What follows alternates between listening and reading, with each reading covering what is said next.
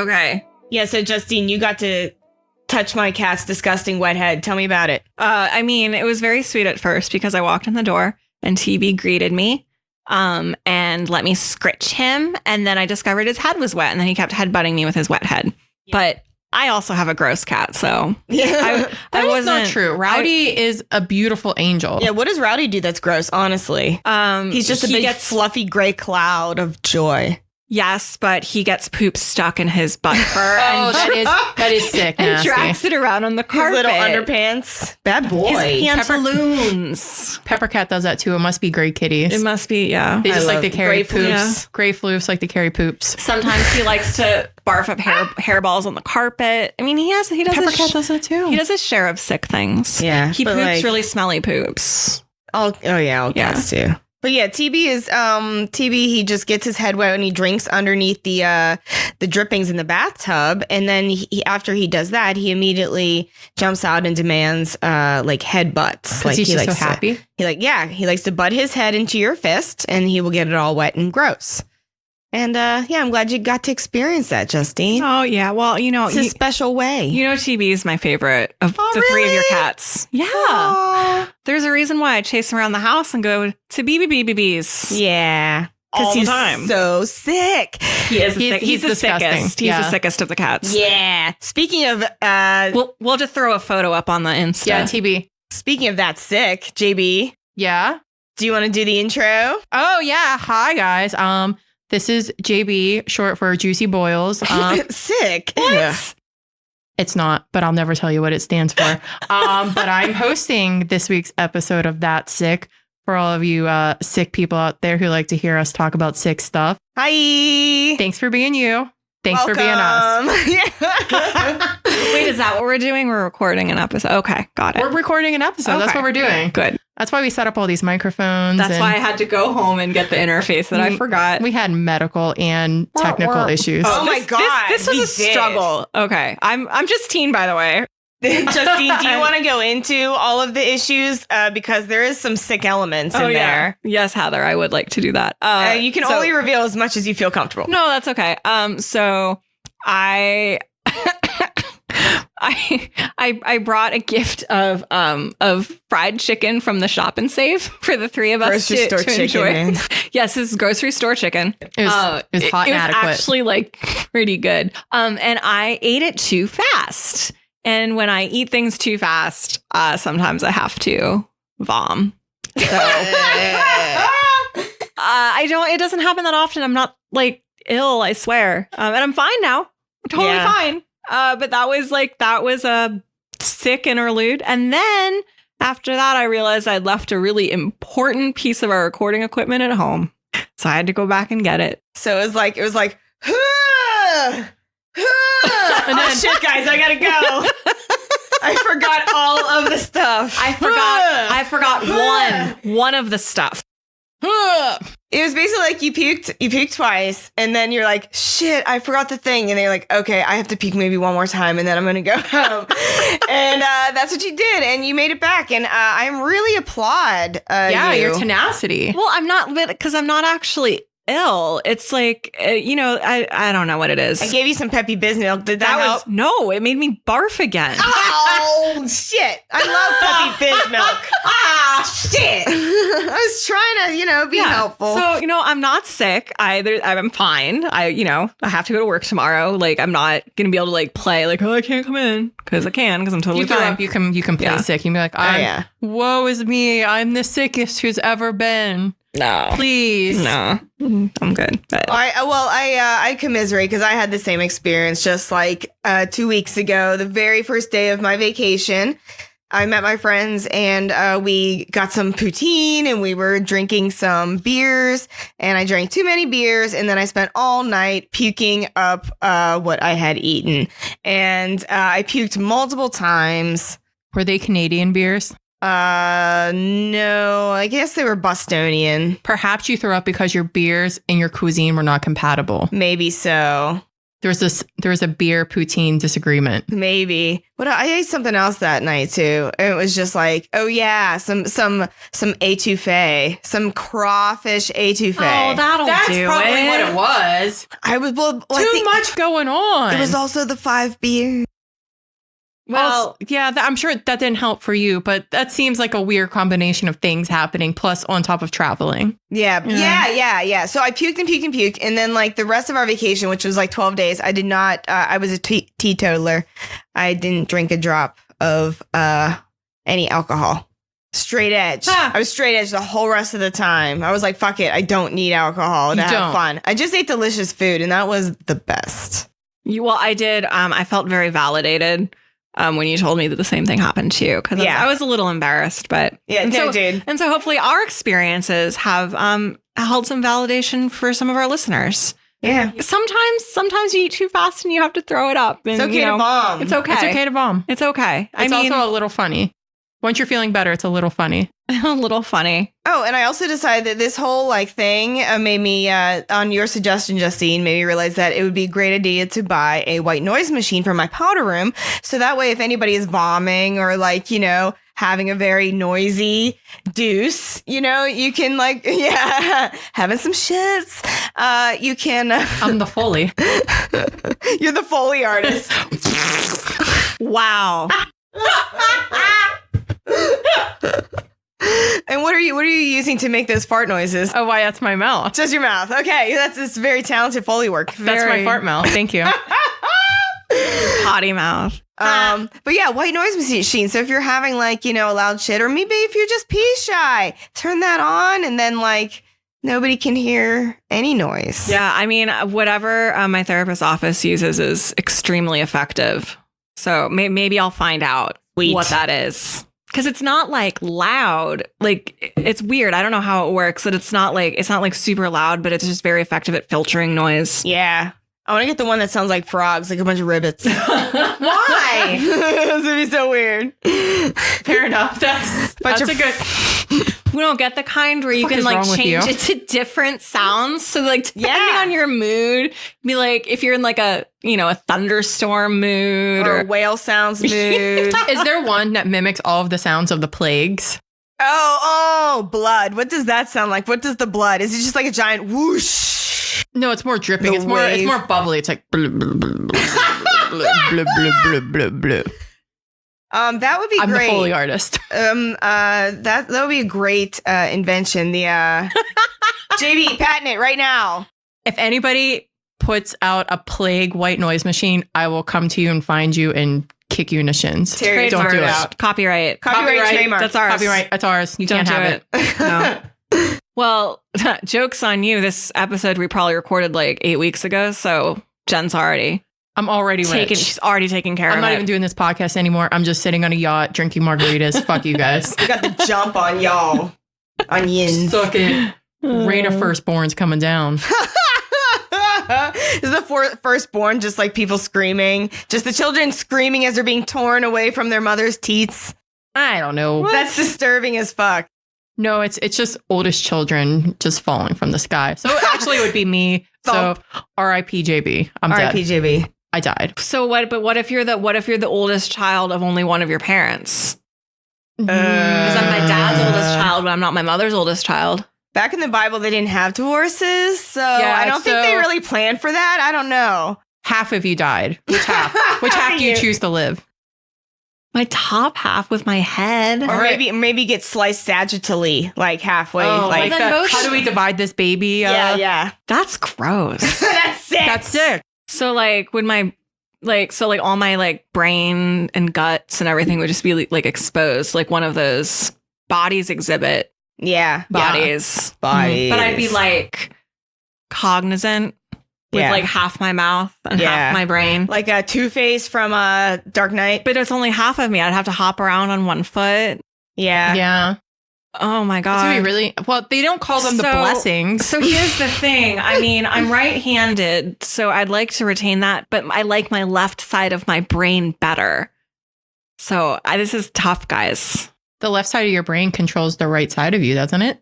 Yep. Yeah. So does that mean if Well, so then you'd be fucked because then you'd have the wrong half of the brain to control the half of your body. That's why you just pick top half or bottom half, not splicing. Picked. Yeah, well, She went Old Testament on you. Yeah, that I had to divide into baby. I mean, I appreciate you know I like a good devil's advocate. Yeah, I really don't. I really hate that. I hate devil's advocates. I just like to take things to grosser places sometimes. Yeah, but yeah, I kind of hate when you're like, let me just play devil's advocate here. When you hear somebody say that, you know immediately that they're a douchebag. Yeah, and they're technically probably mostly a white guy.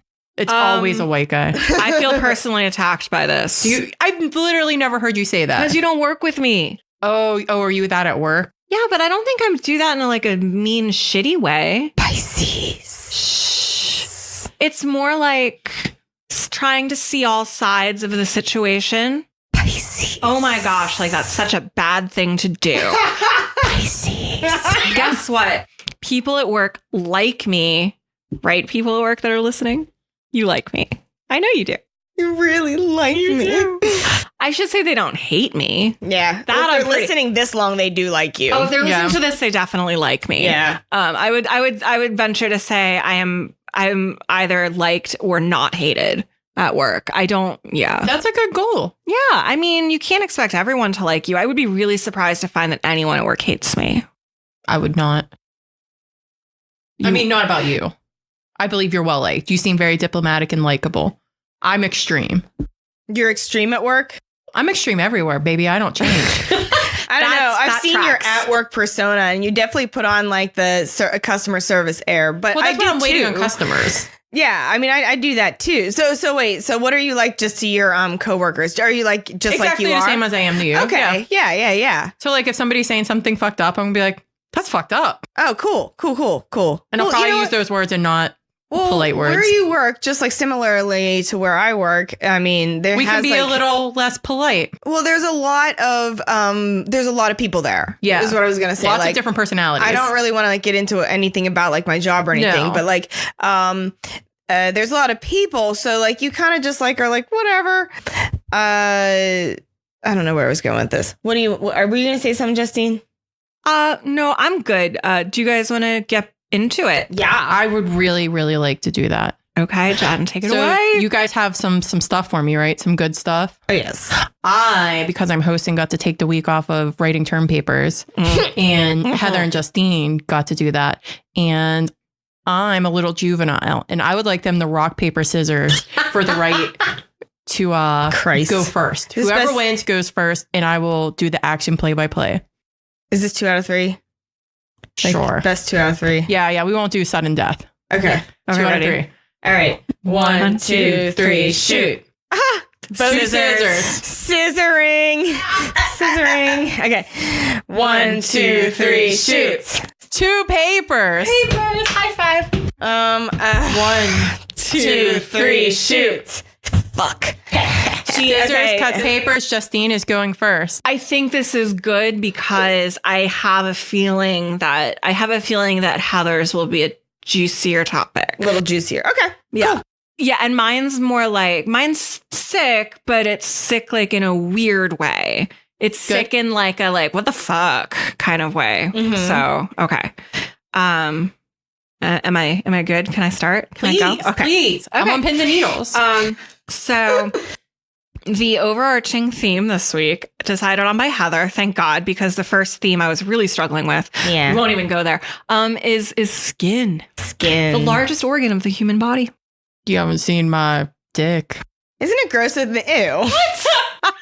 Which is covered in skin, so what? Yeah. I don't know. Anyway, continue. It's sick to begin with to think about skin as being the largest organ. Because I always think about skin without any of the other organs, and it's just a pile of mushy Brunswagger.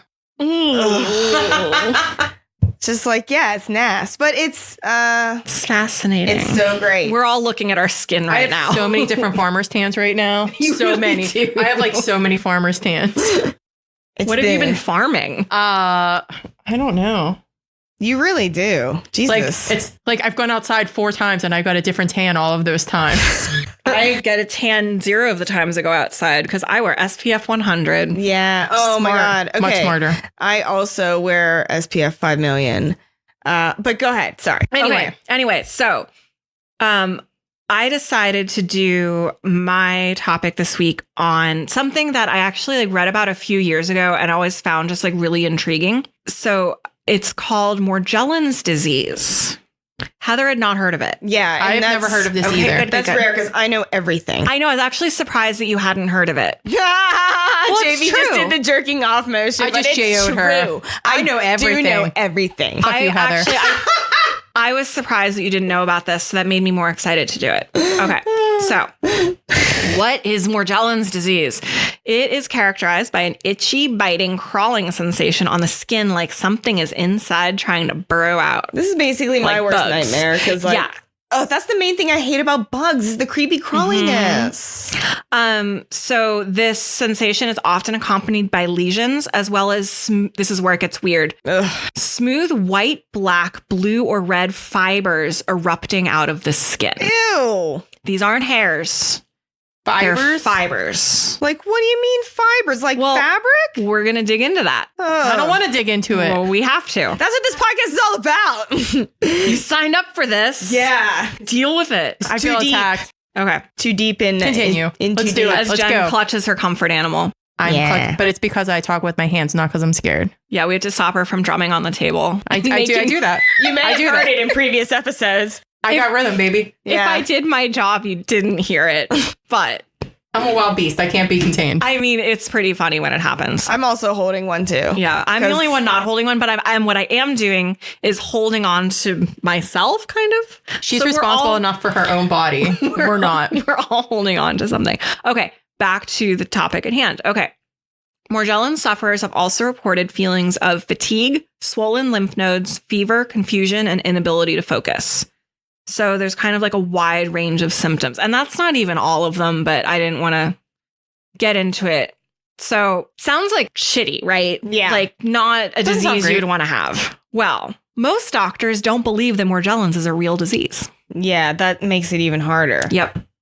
So I want to pause here to note, I know Morgellons is a controversial disease, and I don't want to in any way imply that I'm saying that people who think they have it are delusional, and I'm not trying to minimize what they're experiencing. If anyone who has Morgellons is listening, it's more about wanting to, talk about. It's a very interesting topic, and as I researched it, it's interesting to me because it's a relatively modern phenomenon in how it's been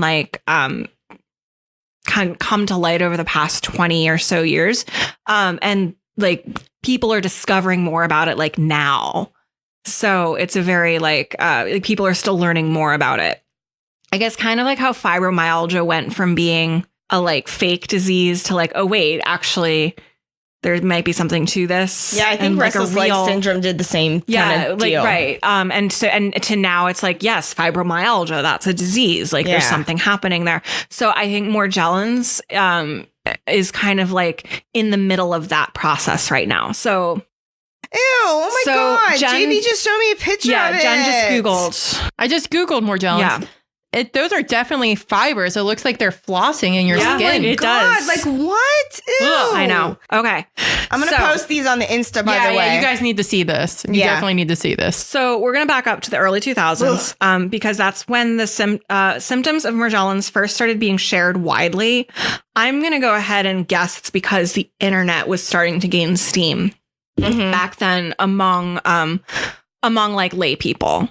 Oh, yeah. So, because people can start being oh, they're not so isolated. Oh, I have these symptoms. Oh, you have these symptoms. Right. They find each other. Now, on the flip side, some cynics or skeptics think that just meant that this is one of those mass hysteria, kind of mass hysteria. Mm-hmm. So people are oh, I have these symptoms too. Wink. That kind of thing. Or people become convinced that they have something. But it's like some diseases are kind of invisible. This is not invisible, by the way. I mean, like, not. I saw those images, so I don't know. So this started with a woman named, I'm going to not pronounce her last name correctly, Mary Leitao. She's actually from around Pittsburgh. No way. Mm-hmm. She noticed strange lesions on her toddler son that seemed to be sprouting with a sort of dandelion type fluff. And she went to multiple doctors trying to get a diagnosis for her son, but there was no consensus. And meanwhile, her son's problem just kept getting worse. Like, so they were ruling out eczema, they were ruling out allergies, but they couldn't tell her what it was. And he kept developing more sores with white, blue, and red fibers poking out of them. And she would... How patriotic. I know, right? and she would take these, like, she would try to show these fibers to the doctors, and they would be like, it's just some, like, carpet fluff it's like lint that got stuck in the lesion. Like you're crazy. Like rolling around on the ground, and they like wouldn't even look at it. Yeah. So I saw in my research sometimes the little boy would point to himself and say bugs in reference to the skin crawling sensation. So this like poor little kid like was suffering from something that no one knew what it was and could do anything to help him. And the doctors are like treating his mom like she's crazy. And he like can't articulate at all what. Right. Really, other than saying just bugs. Yeah. So poor thing. Mary Leitao was convinced that something serious was going on. But at one point, a doctor at Johns Hopkins concluded that she was suffering from Munchausen's by proxy, which, if you don't know what that is, it's a psychiatric disorder that causes caregivers to fake diseases in their charges to gain attention and sympathy. Did we talk about this before? They actually like updated the name on that. Oh, what's it called now? It's called fictitious disease. Oh, I did not know that. Yeah, well, like I guess like the clear. Munchausen's and the Munchausen's by proxy. I don't know. I don't know if they decided that wasn't like the most appropriate, or I don't know, like I don't want to say like not PC, but like I don't know if they thought that was like, because I think the whole thing like, oh, the world's too PC. I think that's bullshit, by the way. Like. Oh, the world just needs to be less racist, let's just say. But yeah, it's I guess it's fictitious disease. Oh, good to know. File that away. Anyway, so that was like, that's like a pretty like serious charge to level at someone, and so Mary is like super frustrated now because something was going on with her son. No one would take her seriously. So she started doing her own research and began to call her son's affliction Morgellons, after a 17th century disease that was characterized by stiff hairs growing out of children's backs. Yeah. So there's no evidence yet that this modern day Morgellons is the same illness that was recorded back in the 1600s. So they just happen to have the same name, but we don't know that it's the same thing. Okay. So she created a website that detailed her son's symptoms with the hopes of connecting with someone in the medical community who maybe recognized what was happening. But what happened instead was a bunch of other people started reaching out to her saying, hey, I'm dealing with the same thing too.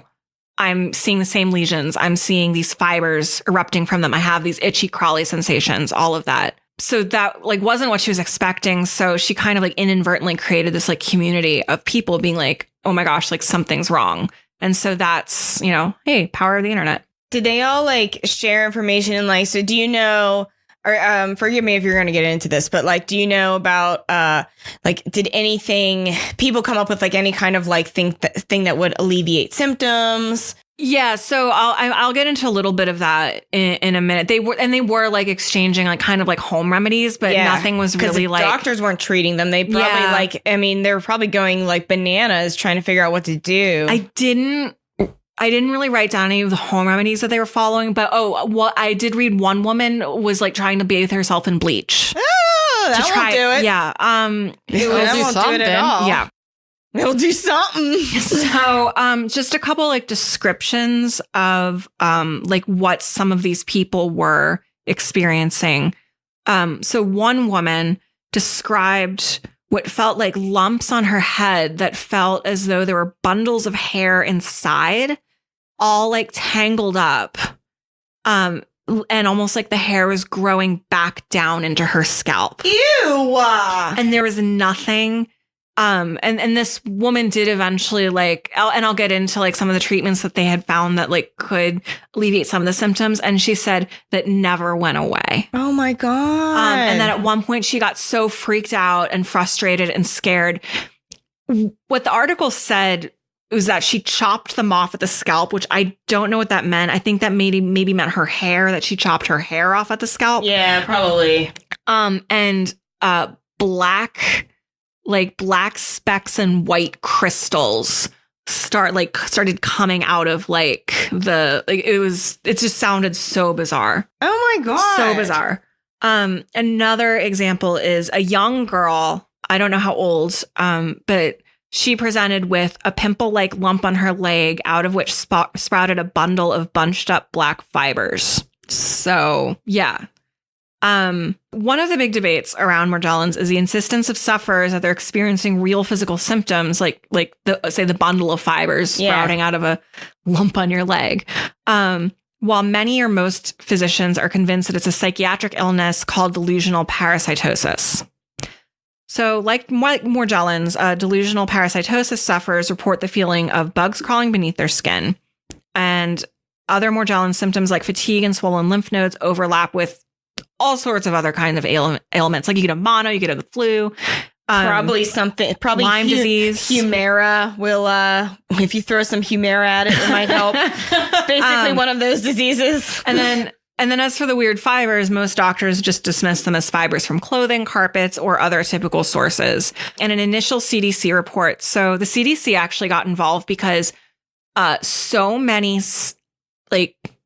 patients were contacting the CDC demanding that they investigate and research this illness. So I guess usually the CDC investigates potential diseases, or they start to look into things because caregivers recommend it. And they said it was very, very out of the ordinary that they instigated something because patients were demanding it. Yeah. Because the volume was so great. And the caregivers didn't give a shit because they didn't believe it. But the CDC report initially concluded that most Morgellons fibers on the people they studied actually ended up being cotton. So how did this happen? This is so nasty, by the way. Can we just talk about okay, are you going to be able to give me an answer at the end of this of how this cotton got in these people's skin? I'm going to be able, you're going to feel, yes, you will feel some sense of conclusion. Because this is a fucking weird ass mystery. So have you ever heard this, JB? No, I have not. I assume this is how furries are born. We love furries. Oh yeah. I've been to Anthrocon. I'm a nerd. Don't worry. No shade. No judgment. No shade. I truly admire the furries. I'm really mad that every year I seem to be on vacation when Anthrocon's in town, and I haven't gone. Oh, it's really fun. Next year I'm going to do it. Yeah, we should go. Oh, the furry rave is one of the funnest things, and they break dance. It's wonderful. Oh yeah. Anyway, yeah. So I want to just kind of say here, probably with Morgellons, I wouldn't be surprised if there was a portion of people who claim to suffer from it, maybe actually weren't. Mm-hmm. And anything. Anyway, we'll get there because it's not just cotton. Spoiler alert. Spoiler alert. This was not the end of the story. The feel of cotton, the fabric of our lives. That was beautiful. Remember when Zooey did it? Yeah, that was a good one. Yeah. Okay. Yeah, Zooey was shilling for cotton. Is there kidders? I thought the hat was gonna fall. Oh, it basically lurched, and the hat has a life of its own. There's a large comical hat. Where the fuck did that hat come from? Roller derby. Yeah. I should have assumed. Yeah, the Virgo that was a silly stairs. question. Every time he coaches a derby game, they seem to be getting him a new foam, a new novelty hat. So we have a lot of different ones now. It's been an enjoyable feature of this season. Yeah. I can't complain. He doesn't keep them all, and I'm kind of annoyed. He's keeping this one now? He's kept a few, yeah. He should keep them all and then have a funny hat party. Oh, yeah. Wouldn't that be so great? He doesn't want to have a party. You know that. You don't even need to bring hats. Their hats will be provided. Oh, okay. Anyway. All right. Look. We're gonna start digging into some mysteries now. Are you ready?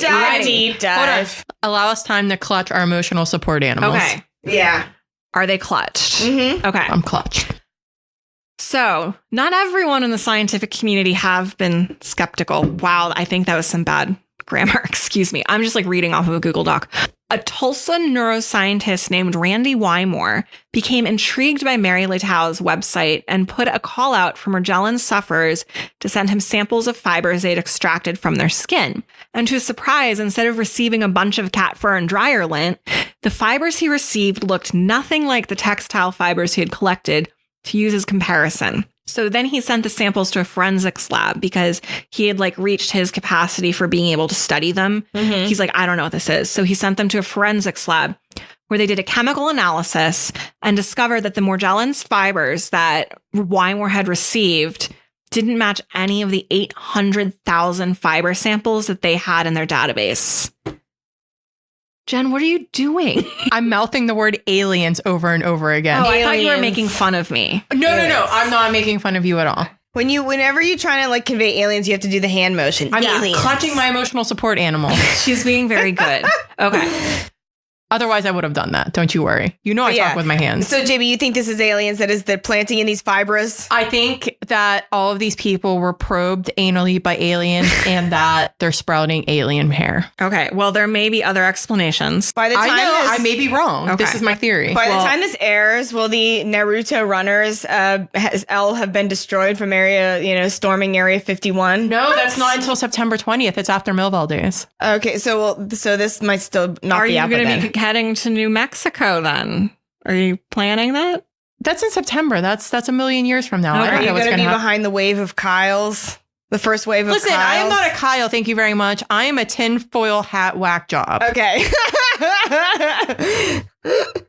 Fuck you. All right. Anyway. Yeah. So 800,000 fiber samples, and these fibers didn't match any of them. So they were unknown. They also noted in their analysis that the fibers did not appear to be cut or torn or anything else you might expect to see if they had been placed there by the patients. Like if the patients were trying to fake fibers or if the fibers had gotten into their lesion. And so that was another like piece of the puzzle. So next they tested the fibers to see what their compound's boiling point was. I guess this is it's another way of like figuring out what something is made out of. Dumb me didn't write down like the name of it. Anyway. How dare you not be a forensic expert? I know. So after they heated the fibers up to the maximum of 1400 degrees Fahrenheit, the fibers remained completely intact, except they were slightly blackened, which forced them to conclude they were unknown origin and definitely not cotton or any other textile. What the fuck? Yeah. So, Randy Wymore, the plot thickens. Right. So since he's not a physician, remember, he's a neuroscientist. So he is a scientist. He follows a scientific method, but he's not a doctor, like of people. Like he's not a medical doctor. Yeah. He asked the chief of pediatrics at Oklahoma State University, whose name is Rhonda Casey, to examine some of the patients claiming to have Morgellons. Help me, Rhonda. Help me, Rhonda. Right?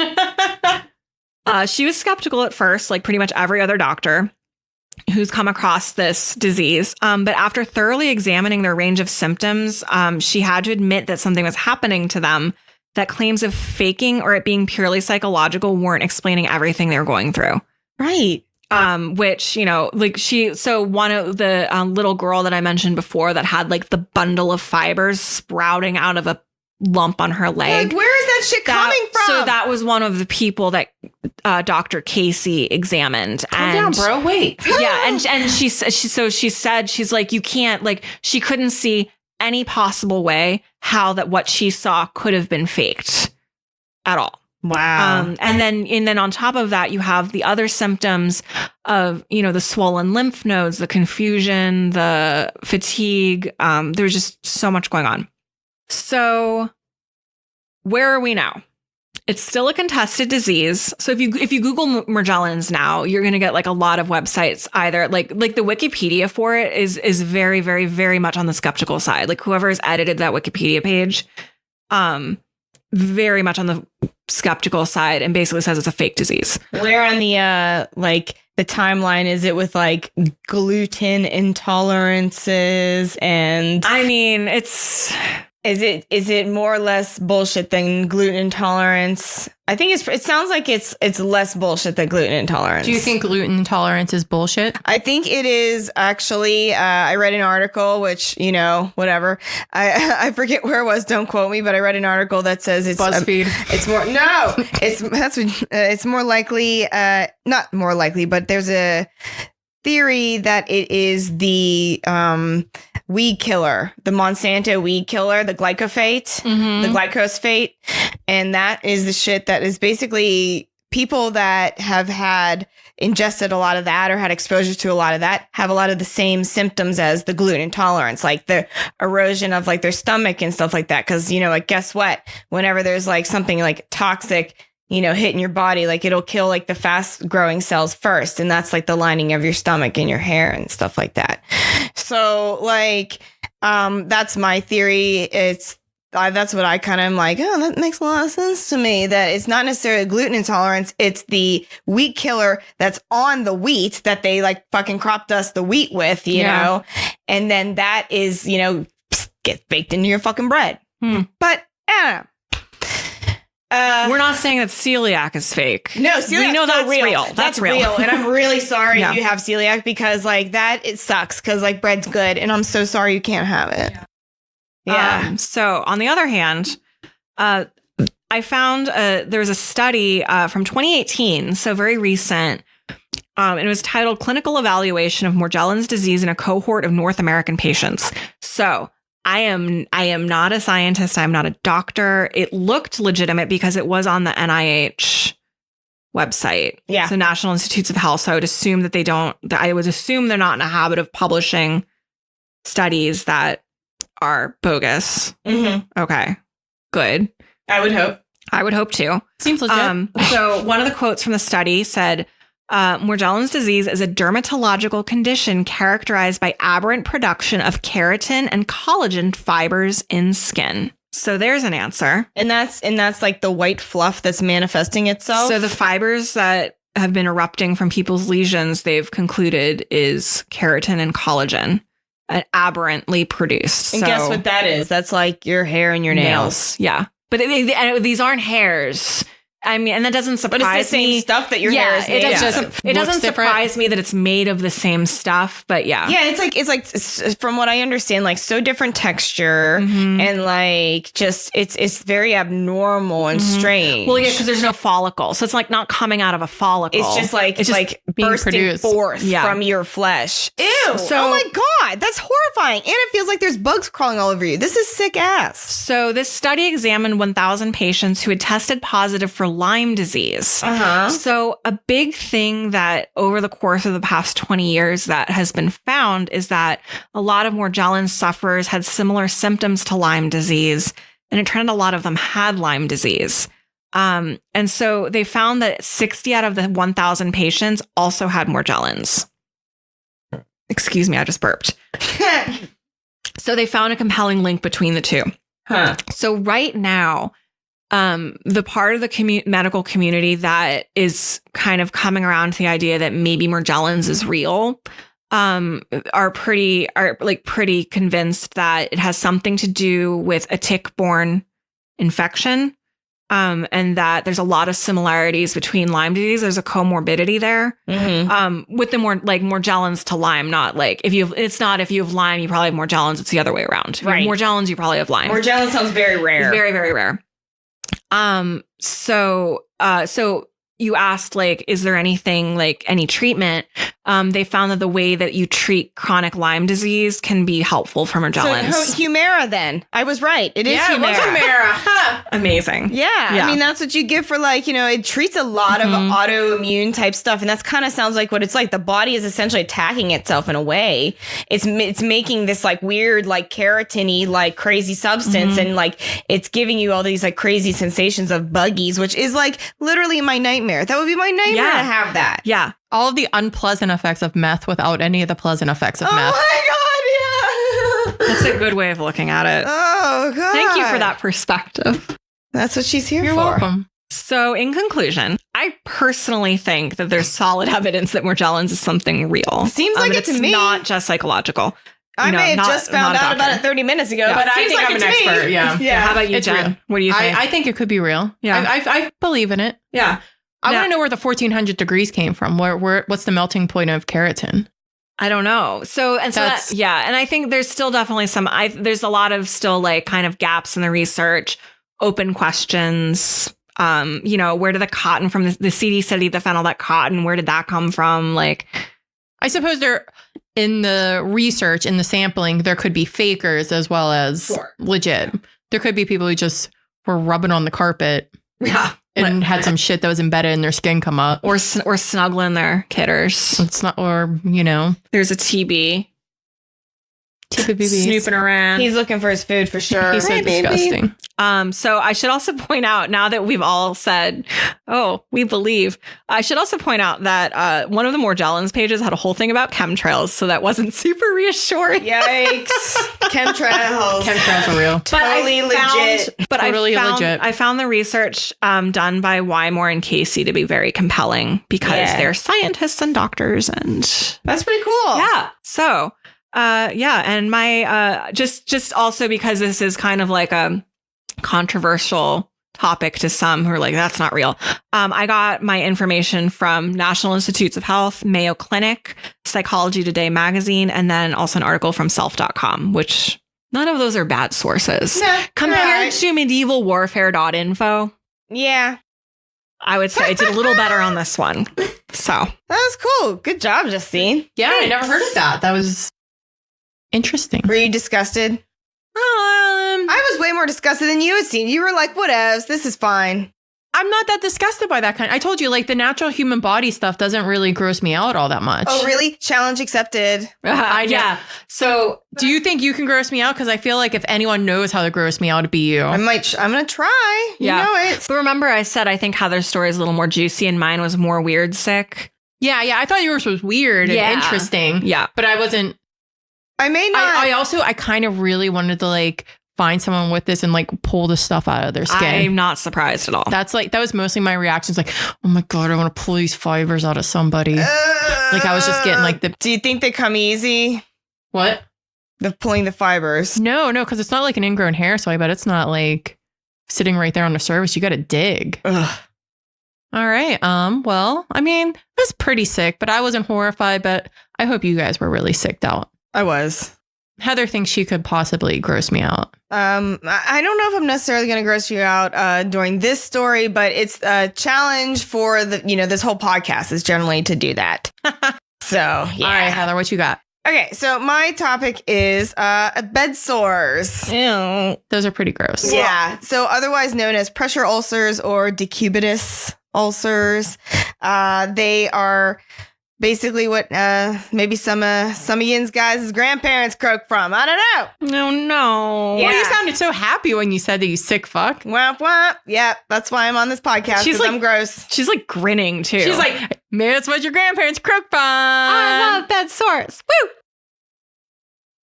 A lot about this topic, so I don't know. I'm a big fan of dark humor. It's like, whatever. Does that make me fucked up?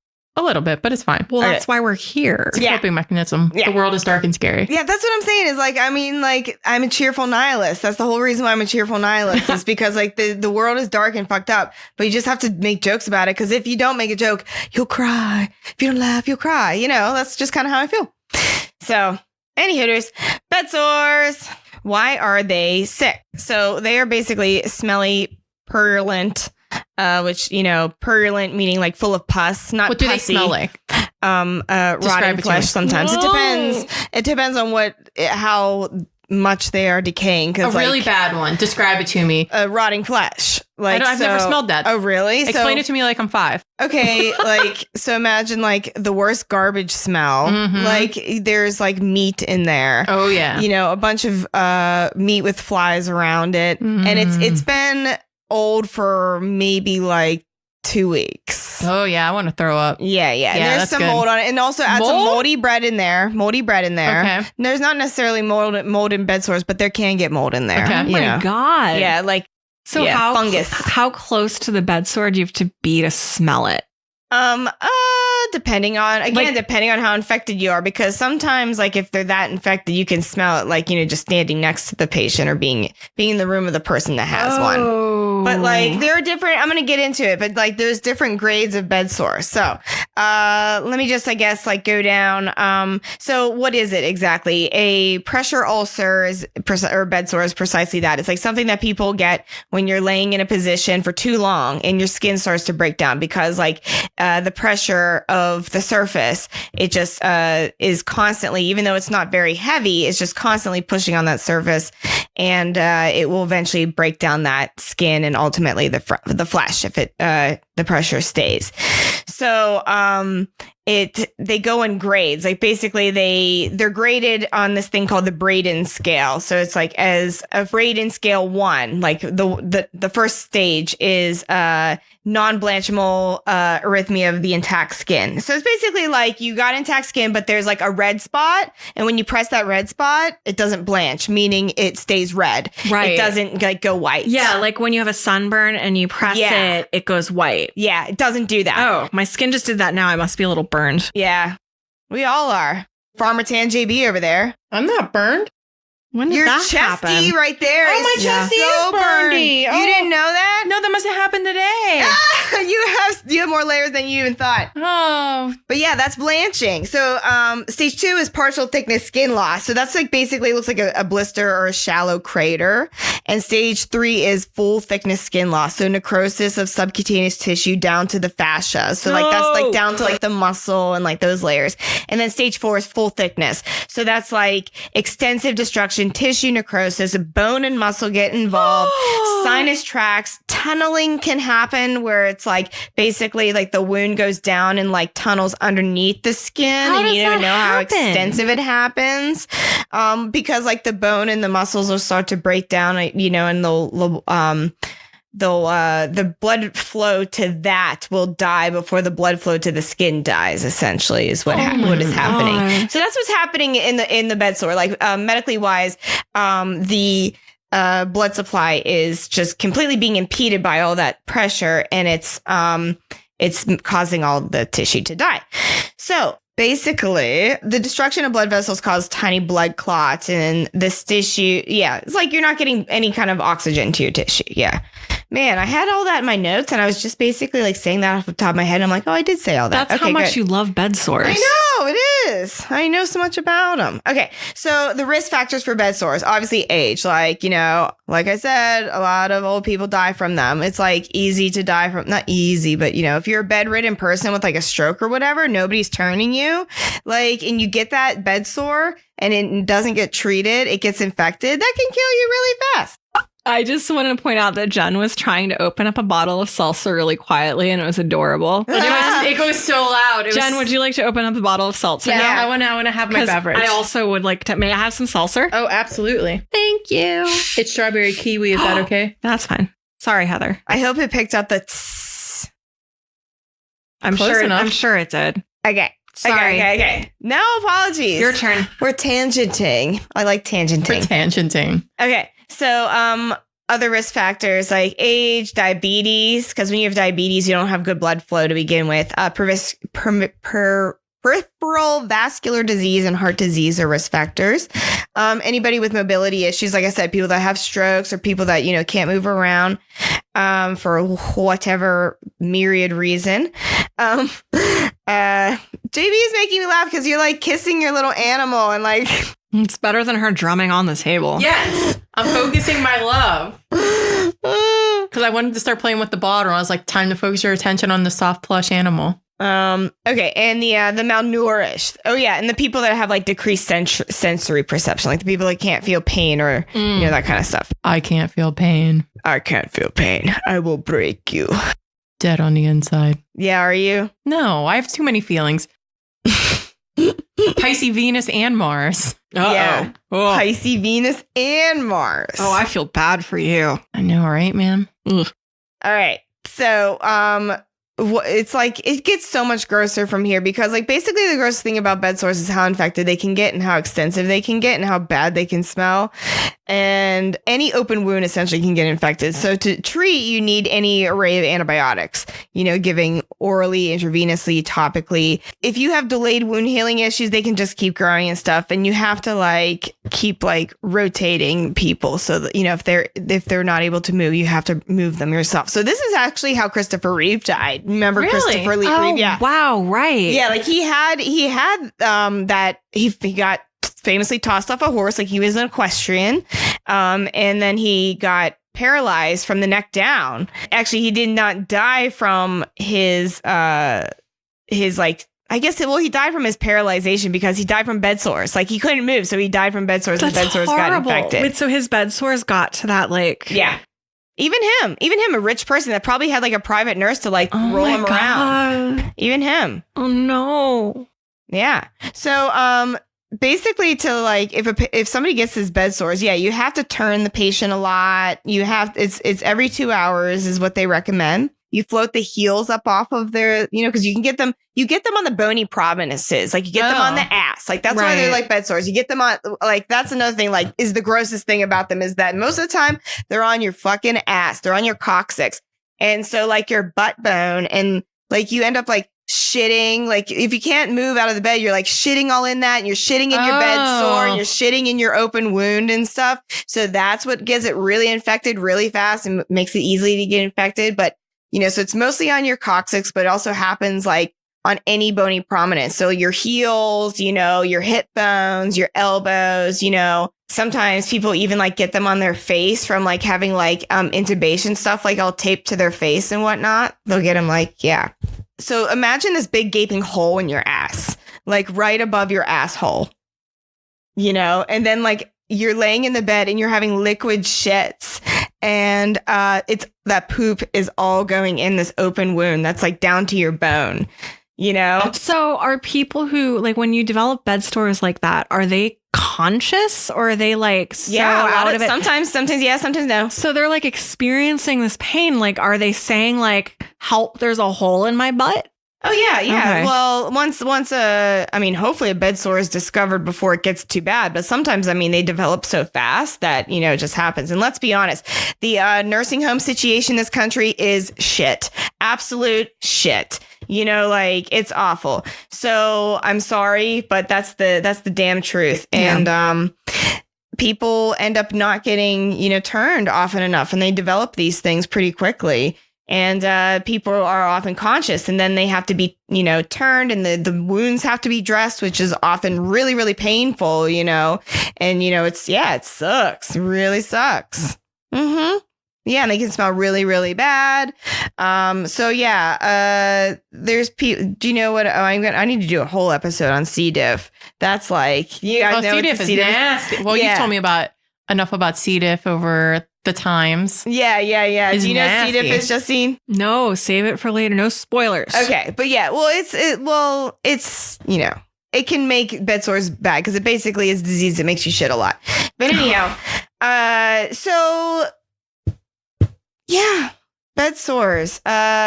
Questions, comments, concerns. Is there anything that I missed? I think I basically got all of the info on what they do and what they can do to you. People can bounce back from the really bad ones. Don't get me wrong. If you you have to get good nutrition, you have to get turned, you have to get your wounds dressed really good, you have to not shit in it all the time. Basically, you have to be in on a human rotisserie. Yeah, human rotisserie. Yeah. Okay. So the worst bed sore, the stage 4, or whatever. Okay, you can come back from that with proper care. You can. It's don't get me wrong. It's my grandpa, I think he had a bed sore at the end of his life. And that's what I think ultimately did kill him. I'm not sure. But if you did come back, would you always have does the whole close up, or you always have the hole? It depends on how extensive it is, but oftentimes plastic surgery has to get involved. Okay. Oh. And basically, because you will just have a hole. It's covered over with skin, and you might get skin grafts and stuff. But it's still a cavity. Is there basically? Yeah. Can you see the bone? Yeah. Okay. Oh yeah, absolutely. Whenever the wound is there, and it's in the stages of healing, definitely you can see the bone and the muscles and everything inside. That's something that I personally find very gross. Is the idea of that's seeing horrifying. your I own don't like bone. that at all. Yeah. Oh, Jen. No, we that grossed grosses you out. Yeah. I don't like that at all. Did we gross you out? Yeah. Yay. I'm sure you'll have some nice pictures to put on the website and the Instagram to accompany this disgusting image. Would you want to see one now? I would love to. Oh, no. I'll try not to scream, but I don't promise. I'm just Googling bedsore coccyx. I'll try not to start throwing up again. Yeah, they're really nasty. Okay, so here's like really, really bad. No, I don't like that at all. This is like this one's a really deep one. Oh yeah, it looks like a universe. Describe. Well, it's a bomb that is reddened around the perimeter like a baboon in heat, and then the inside is like a celestial storm of pus and blood and nebulas, and it definitely looks like if you poke it, that a bunch of like disgusting stuff would just squirt onto your hands. Oh. So you can see they come in all different shapes and sizes. Oh yeah. So I mean, bad. that's an ear. That's on somebody's ear, yeah. Well, you just top that shit off. You don't need an ear. So this one looks like it was like in stages of healing because it has like, you can see the hole is there, but yeah. This one's definitely just looks like, so what you do have to do sometimes, it looks like this one's been debrided, which means like a lot of times people looks have like to all go. the bad stuff was like taken out. Yeah, it gets like all the eschar and stuff is scraped away. And then, and a lot of times if they're really, really bad, it can be treated with. So, I didn't talk about the other stuff that you could put on it to treat it. So believe it or not, there's this shit called Meta Honey. Mm-hmm. I don't know if you guys knew, but honey has antibiotic properties. I did. What do you know about honey? I just know that it has antibiotic properties. Bacterial. Antibacterial, antibacterial properties. Yeah, basically, and honey, it's good for seasonal allergies. Yeah. If you have local honey. Yes. Oh, yeah? Yeah, not like the fake high fructose corn syrup stuff in a bear. It has to be local honey because it's pollen. It's like, because you are developing the allergies from what you're around. So in order for the honey to have anti-allergy, like allergy helping honey. Yeah. Well, that makes sense. Says me who knows nothing at all about the subject, but whatever. I only know because my dad told me and some guy at the railroad told him. So this good enough for me. It might not also be true either. Guys down the rail yard always have the best advice. I mean, I always listen to them. So they're Sorry, go ahead, Jen. Go ahead. No, I got nothing. I was going to say they're slathering these bed sores up with honey. Yeah. There's this medical grade honey called Meta Honey, and it comes in like a paste, and it also comes in like these little like patches, and you can put that on there, and that helps. There's this stuff called Dakin solution that smells really fucking weird. I forget exactly what's all in that, but that like is like an antibacterial type thing. And so if they're really, really bad and really deep, you can get what's put on what's called a wound vac, where essentially it's like a sponge, and they cut the sponge to shape your gaping butthole. Oh my God. To shape your gaping butthole. And they put that in there, and then they put like basically plastic wrap on top, plastic adhesive, and they tape that all down and seal it on all sides, and then they cut a hole in the center, and they place an adhesive patch that has a vacuum attached to it on that hole. And so then they turn on the little vacuum, and the vacuum like sucks down the sponge to your butthole hole, and it sucks out all of the drainage. It's like a really cool way to keep your wound covered and like away from like any other bacteria. And it's also like collecting that drainage, and it like goes down the suction hose, and it goes into like this container. Oh, wow. Yeah. Science. Amazing. Yeah. Modern #Western medicine. I used to want to get a tattoo that's like Western medicine X. Should I still do that? No. Yes. Okay. Mixed opinions. As always. Which one should I listen to? Me. I don't know. Yeah. I have a gross question. Yes. Of course. I feel like I read somewhere that there is a practice sometimes of using maggots to help clean out wounds like that, because they'll only eat dead flesh. Is that true? That definitely happens. Yeah, there's definitely medical grade maggots. So is that an option for bed sores? I haven't seen that in my research, although I didn't go specifically looking for that, but I bet you there have been. I have heard about maggots eating stuff out of people's faces.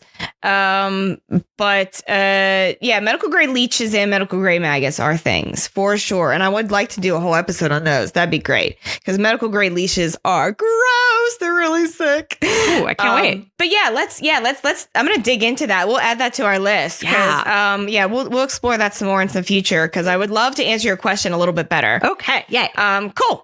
That's bed sores for you. I hope you don't get one. If you're just FYI, if any of your family members are in nursing homes, you may want to stop by and turn them over every once in a while and look at their butts. Look at their butts. Yeah, I always want to look at their butts because no one's going to like it, but you'll like it more than a bed sore. Yeah. So just a little word to the wise that I mean, I don't want to get too dark, although I do love getting dark, but I don't want to be a bummer in this podcast. Bummer. God forbid I be a bummer. I'm good. I think that's it. Fort Pitt. That's all it. Right. Fort Pitt. Yeah, bed sores. Put a pin in it. Now it's back for a fan favorite, meaning my one friend who is not us, who listened to this podcast in like the segment called JB's Challenge. Which I'm so excited about because it's fun. Are we going to shout out anybody? You want to shout out? Yeah. I'll shout out to my girl, Kirsten B. Yeah. Last name redacted. Listening from Boston, Massachusetts. Hey. So JB's Challenge is where I like to make my friends make disgusting choices that they're not happy about making the choice. Ugh. The lesser of two evils, which I normally think is a douchebag thing to say, but in this case, I think it's the right thing to do. So I had a question going into here. However, today's information was just too disgusting that we need to discuss it.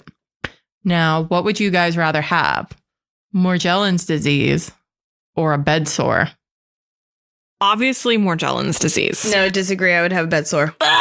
I concur on Morgellons disease. Why? Okay, here is the reason why I differ. Number one, a bed sore is curable. Morgellons does not sound that way. It sounds like it is chronic, long-term, and a pain in the ass, and you're just like fighting for people to believe, like, what the fuck? Like, at least a bed sore is like, oh yeah, we know what this is and we know how to fix it. I mean, it only really, really sucks if like you're getting phenomenally bad care. And yeah. A rebuttal. If you had a bed sore, you most likely would not be in a position to advocate for your care. And not always. Yeah, but it would mean that you were probably like immobile or very ill. A lot of people with Morgellons, I don't think, can advocate for their care. Yeah, but I could have Morgellons like right now. It wouldn't like require a drastic change to like, you're not going to get a bed sore right now. But if I had a bed sore, I would rather have one than have Morgellons. For me, it comes down to I want nothing to do with being able to see my own bones. You can't see it. It's on your buttocks.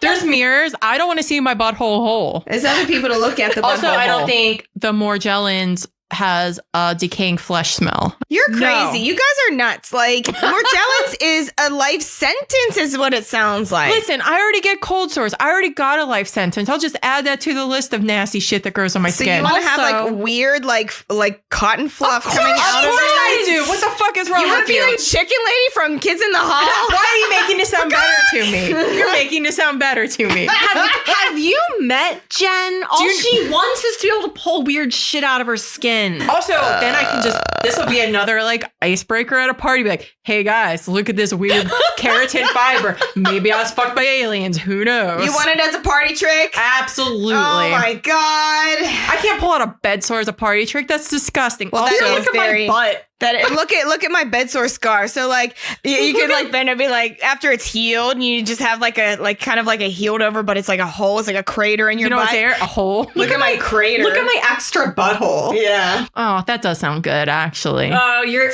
changing her mind. No. Morgellons. I'm going with Morgellons. I'm also going to say that understanding Morgellons is in early days, and for all we know, there'll be a cure or some kind of remedy. For all we know. That sounds very optimistic. With bed sores. Of you. For all we know, you gonna die. It killed Superman. It killed Superman. I'm not Superman. That's right.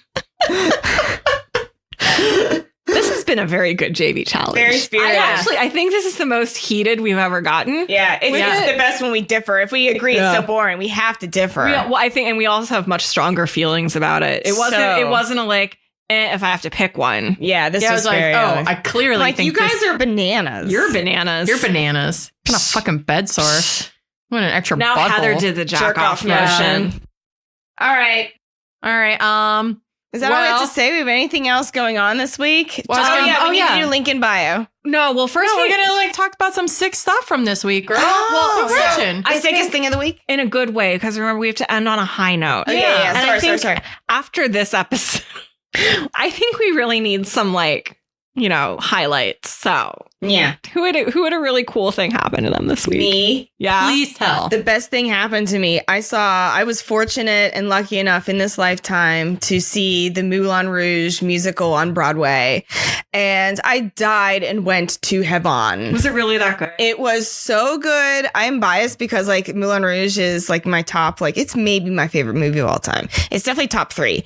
I love it so much. So I had high expectations. So I guess you could say it did meet all those expectations. So, but yeah, I loved it. It's kept a lot of the same elements as from the original movie, that it made it familiar enough for me to be yes, it has Come What May and Your Song, and has the beat by beats that I expect. But they also updated a lot of songs to have they put Lorde and Beyonce and Rihanna and Adele and Outkast, and oh my God, it was awesome.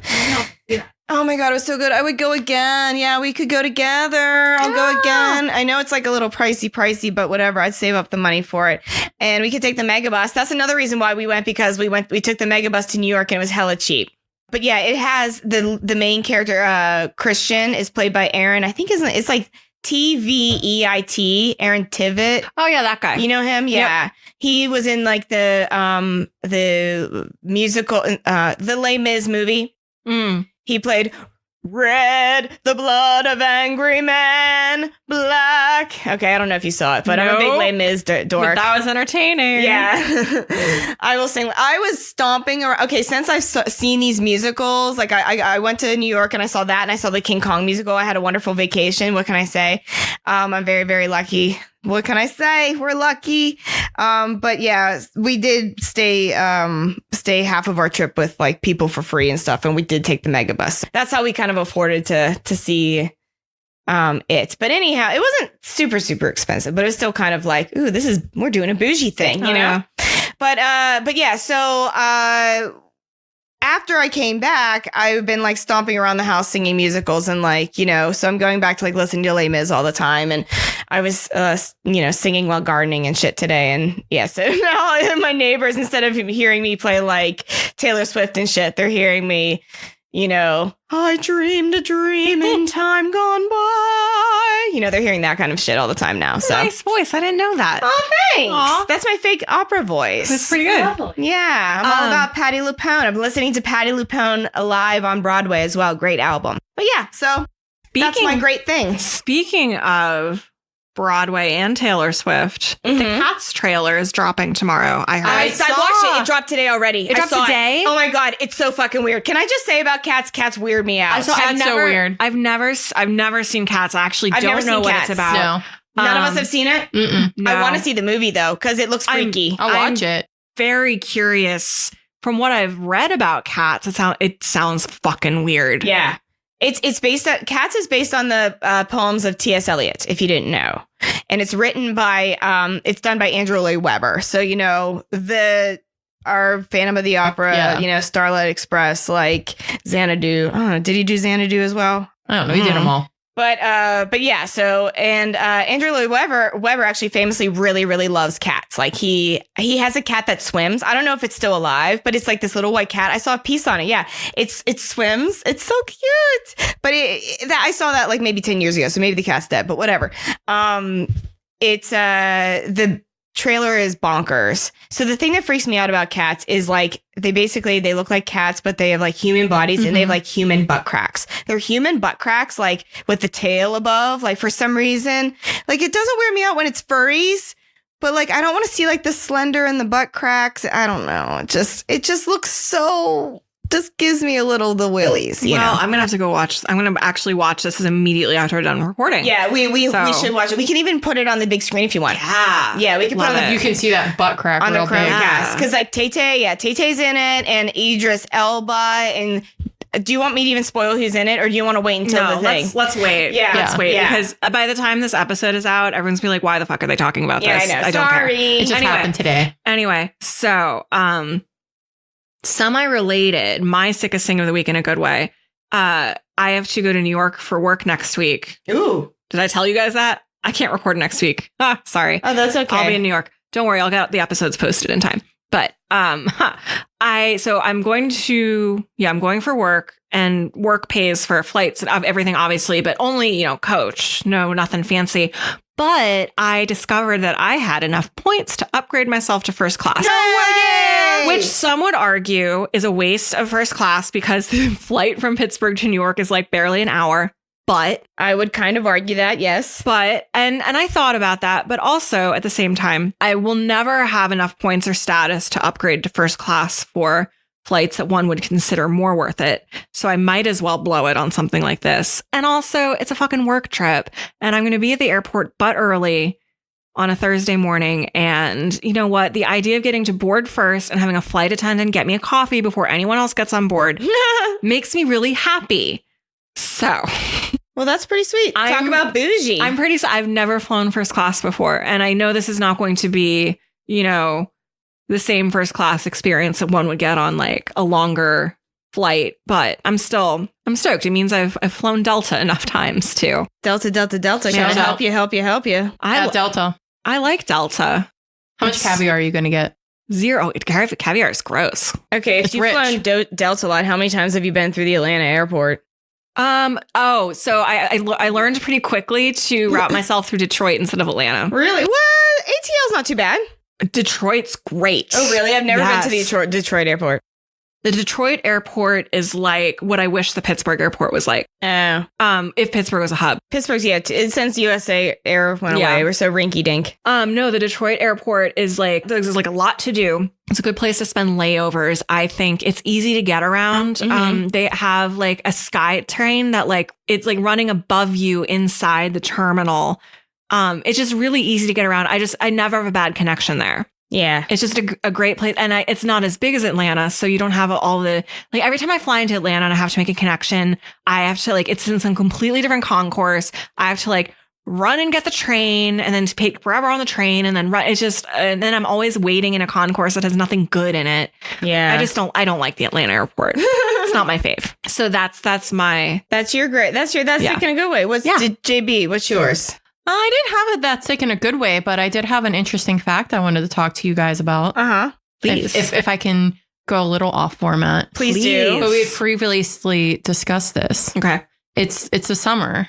We're all aware of that, right? It's hot. It is hot. I don't know if it's the summer when this episode gets released, but it is the summer now. Yeah. Well, it's global warming, so it's probably always summer now. Yeah, pretty much. No, I don't know if you guys have been noticing that you're smelling more smells. Yeah.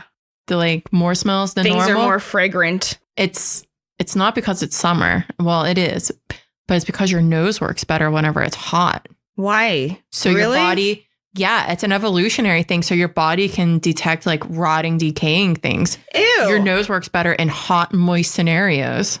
Oh. That's when bodies be decayed more. So like that's like last week when I was walking down into the subway in New York and you get that like lovely whiff of pee smell. You're like, and it's so hot, like it's so hot in the subway platforms. It's just like, things don't smell that bad in the winter. So much urine. Yeah. And it's just so much garbage smell. And whereas like, it's kind of nice to visit New York a little bit in the wintertime because you don't have that stink. Yeah, as much. Or if you fart in a shower, it smells so much worse when you fart in a shower. Yeah. Like maybe when we went to a hostel in Asheville. Like maybe when that happened. Maybe. Maybe when somebody that is in this podcast farted at a hostel in Asheville. And maybe it was the really most bad. Disgusting smelling fart that a different member of this podcast ever smelled in their life. It's not me. I just want to point that out. I was not on this trip. Maybe somebody that is on this podcast ate a pizza that had whole garlic cloves on the top of it. Maybe somebody did the night previous. And then it came out of their butthole. I think the funniest part of it was for me when you came out of the shower and you were like, don't go in stall number 1.